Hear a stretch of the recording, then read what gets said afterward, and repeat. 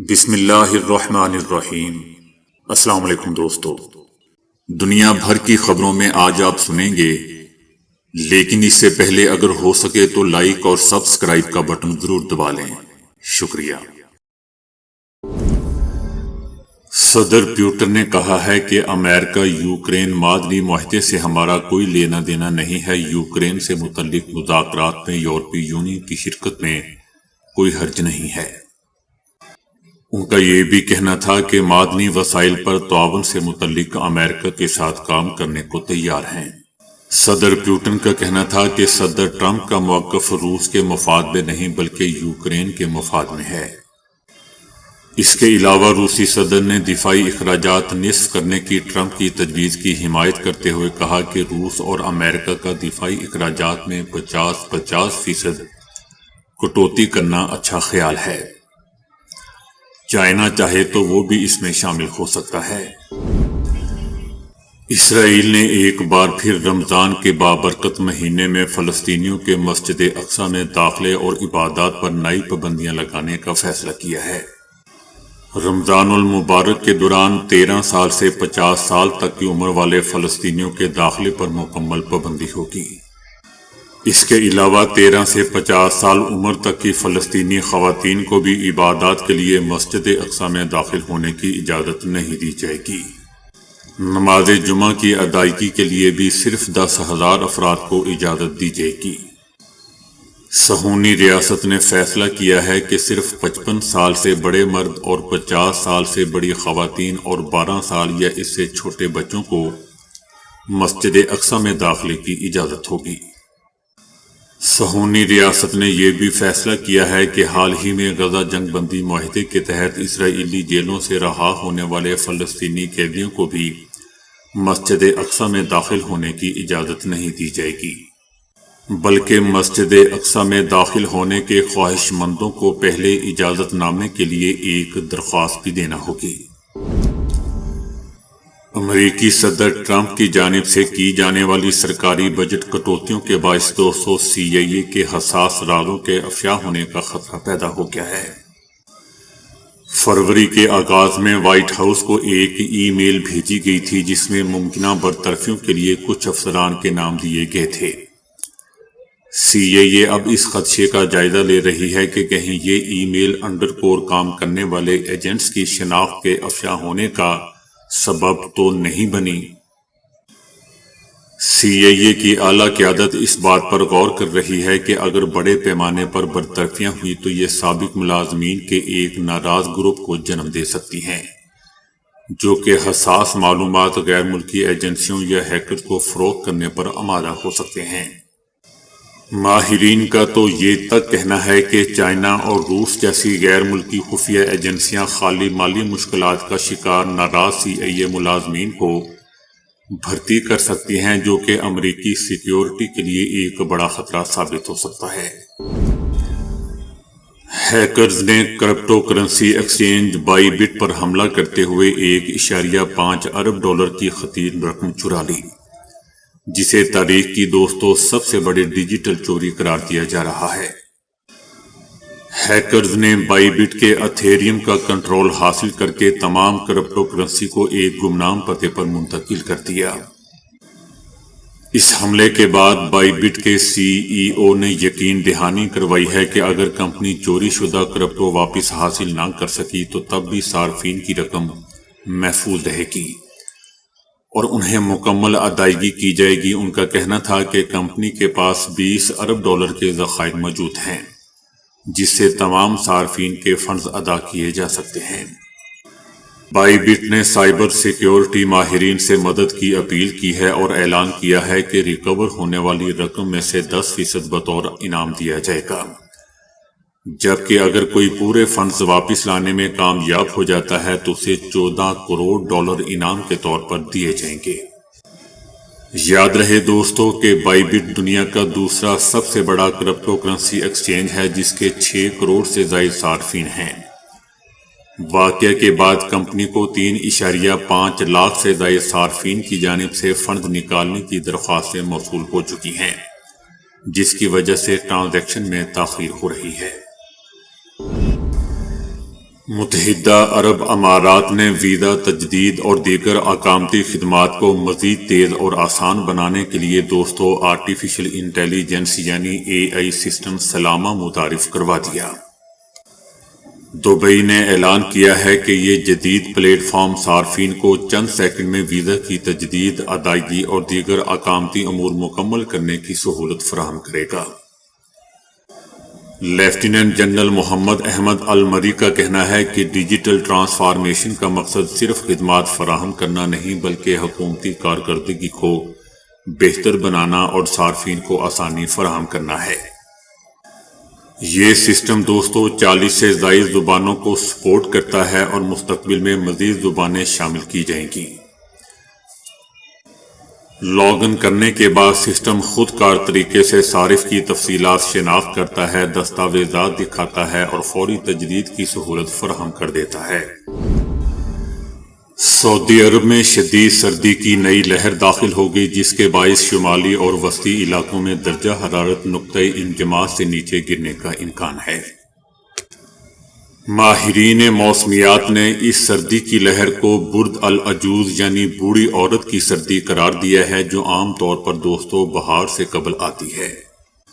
صبح کے وقت درجہ حرارت 0 ڈگری سے نیچے جا سکتا ہے، جبکہ وسطی علاقوں میں 0 سے 4 ڈگری سینٹی گریڈ تک رہنے کا امکان ہے، جس کی وجہ سے قہر اور پانی کے جمنے جیسے اثرات دیکھے جا سکتے ہیں۔ مکہ مکرمہ، مدینہ طیبہ، تبوک اور مشرقی صوبے سمیت ریاض اور نجران میں تیز ہوائیں اور گرد و غبار کے طوفان کی بھی پیشگوئی کی گئی۔ ماہرین موسمیات ڈاکٹر عبداللہ کا کہنا ہے کہ سردی کی یہ شدید لہر جمعے سے شمالی سعودی عرب میں داخل ہوئی اور اتوار تک ریاض، مشرقی صوبے اور نجران میں اس کے اثرات شدت اختیار کر جائیں گے۔ رمضان کے قریب آتے ہی درجہ حرارت آہستہ آہستہ بڑھنے لگے گا، لیکن شمالی علاقوں میں 5 دن تک درجہ حرارت نقطۂ انجماد سے نیچے رہ سکتا ہے۔ امریکی صدر ٹرمپ نے یوکرین اور روس کے درمیان جاری جنگ کو عالمی سطح پر سنگین صورتحال قرار دیتے ہوئے کہا ہے کہ اگر اس جنگ کو روکا نہ گیا تو یہ تیسری عالمی جنگ کا باعث بن جائے گی۔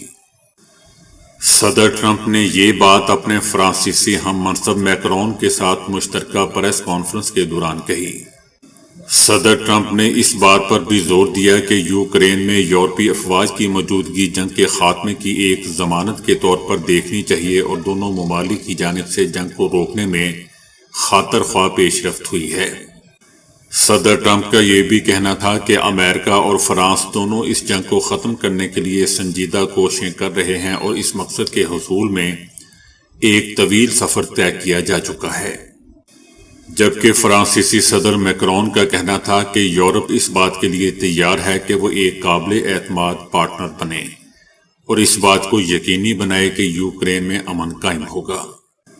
صدر ٹرمپ نے اس موقع پر کہا کہ امریکہ نے یوکرین پر $350 ارب خرچ کیے ہیں اور یورپ نے بھی اس جنگ میں اپنی مدد کے لیے $100 ارب کی رقم خرچ کی ہے۔ صدر ٹرمپ کا کہنا تھا کہ یہ رقم بہت بڑی ہے اور اس کا مقصد یوکرین میں امن قائم کرنا ہے۔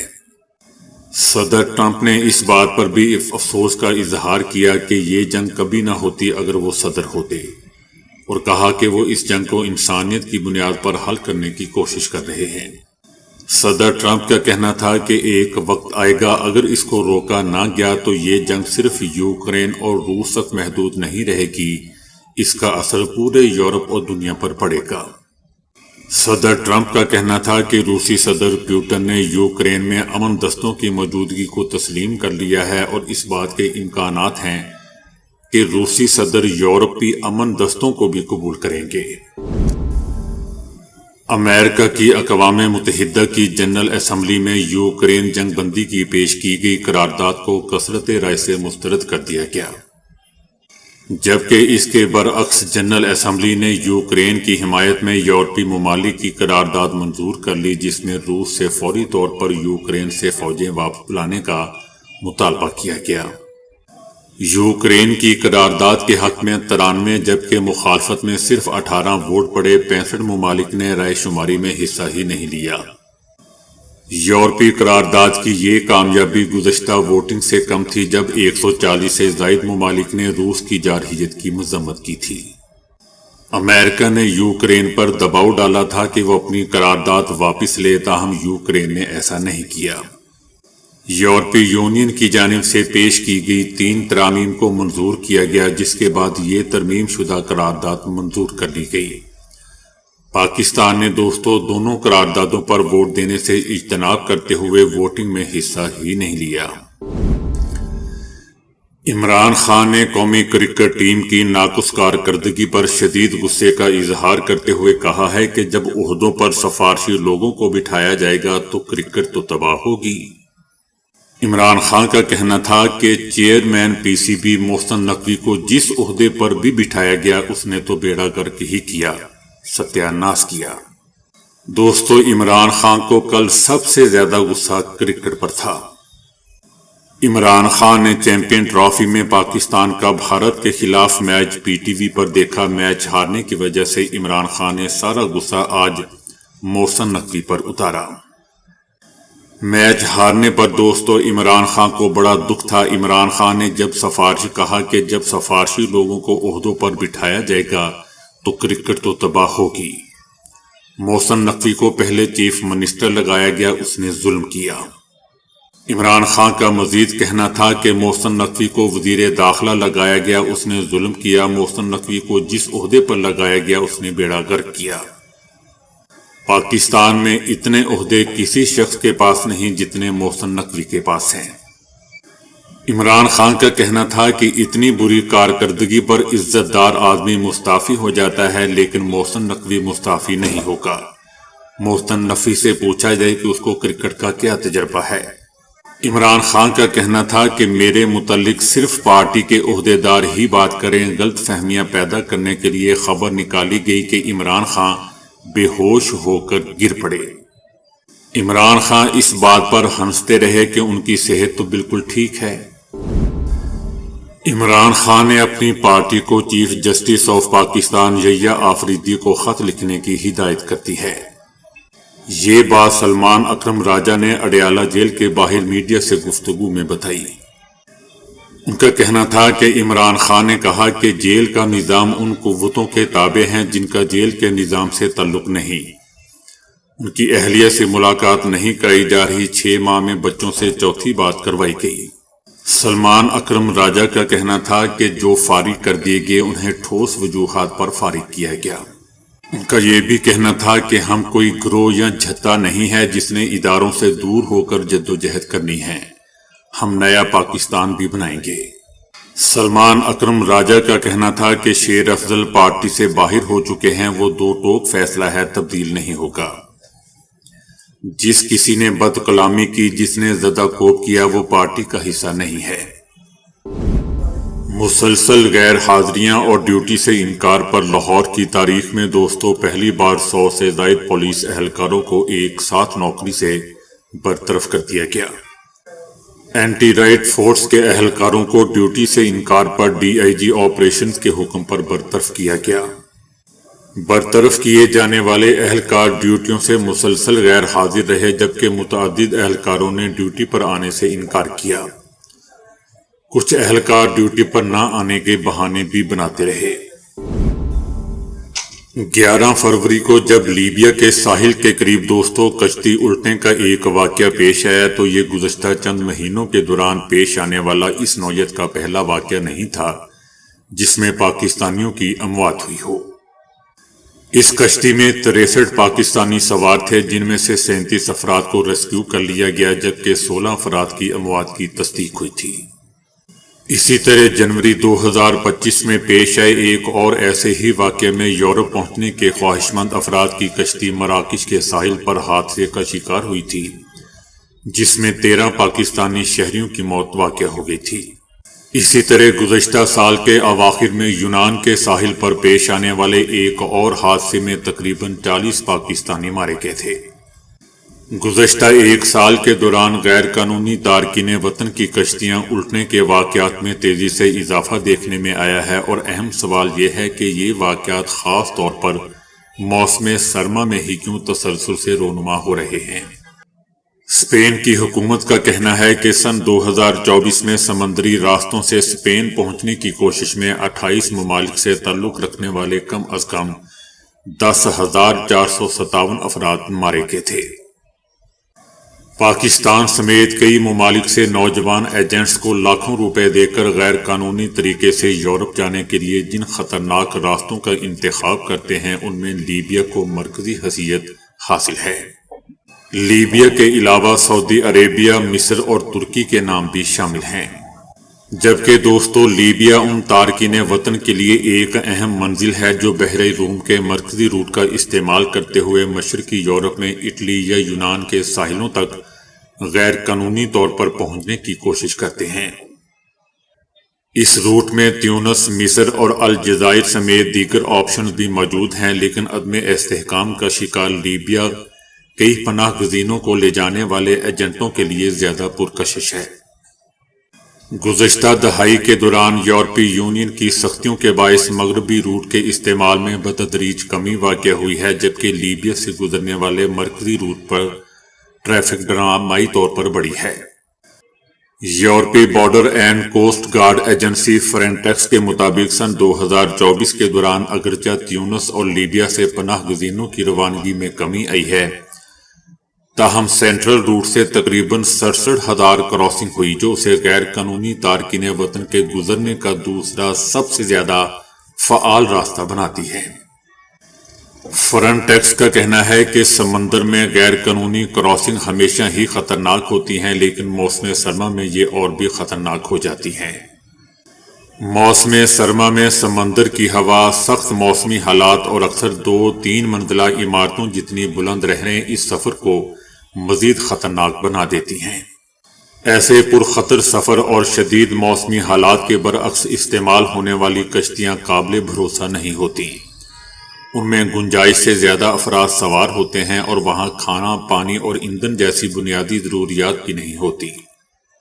بدقسمتی سے دوستو، حقیقت تو یہی ہے کہ پاکستان اور دیگر ممالک سے لوگ سمندری بارڈر عبور کرنے کے لیے سردیوں کے مہینے کا ہی انتخاب کرتے ہیں، اور ایسا اکثر اس لیے ہوتا ہے کیونکہ جرائم پیشہ گروہ اتنے سخت موسم میں سمندر عبور کرنے کے لیے معصوم لوگوں کو ڈسکاؤنٹ دیتے ہیں۔ یہ جرائم پیشہ گروہ منافع کو انسانی زندگیوں پر فوقیت دیتے ہیں۔ اس سے معلوم ہوتا ہے کہ یہ لالچ ہی ہے جو ایسی جان لیوا سمندری سفر کو جنم دیتا ہے۔ موسم سرما میں سمندر میں خراب حالات مشکل میں پھنس کر کشتیوں کی ریسکیو کارروائیوں کو بھی متاثر کرتی ہے۔ تصور کریں کہ فضا سے ایک چھوٹی کار کو برطانیہ کے رقبے جتنے علاقے میں تلاش کرنا کتنا مشکل ہوگا، اور اب تصور کریں کہ کھلے سمندر میں چھوٹی کشتی پر سوار چند درجن افراد کو تلاش کرنا کتنا مشکل ہوگا۔ یہ بحر روم میں دوستو ایک مشکل چیلنج ہوتا ہے، خاص طور پر ایسے وقت میں جب بے رحم سمندر میں موسم خراب ہو جائے، جیسا کہ ہم نے حالیہ دنوں میں بھی دیکھا تھا۔ تو دوستو، ابھی کے لیے اتنا ہی۔ ویڈیو کو لائک اور شیئر کرنے کا بہت بہت شکریہ۔